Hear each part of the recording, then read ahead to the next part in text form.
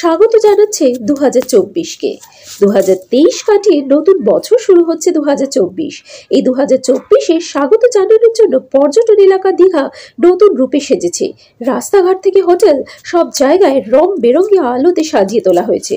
সবকিছু নতুন ভাবে আনন্দ উপভোগ করছেন পর্যটকরা। আর ঢল নেমেছে দীঘায়।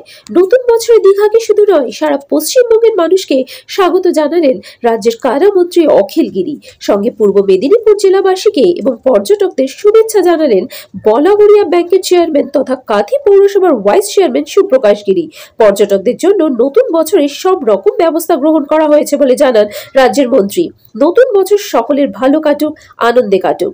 দীঘা থেকে আমাদের সাংবাদিক অংশুমানের সাথে খবর পাঠিয়ে আমি রুবি। আপনারা দেখছেন নিউজ ভারত 24 আওয়ার্স। 2023 কাটিয়ে নতুন বছর 2024 স্বাগত জানাচ্ছে দীঘা।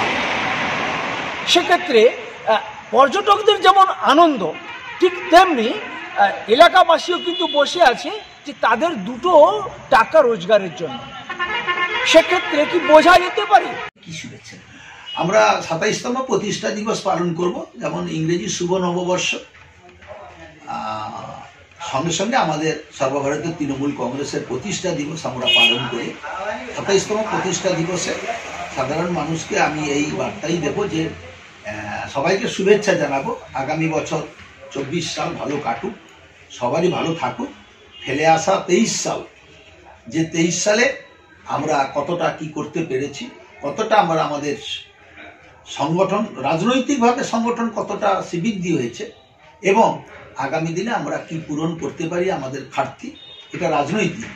আর হচ্ছে সাধারণভাবে সাধারণ মানুষকে এই সরকার যেভাবে 11 বছর পরিষেবা দিয়েছে মমতা বন্দ্যোপাধ্যায়ের নেতৃত্বে, আগামী 24 সাল যাতে আরও ভালো করে আমরা এই বাংলার মানুষকে সুখে শান্তিতে থাকতে পারে, তার জন্য সরকার নিশ্চিত চেষ্টা করবে। এই বার্তাই আমরা দিই।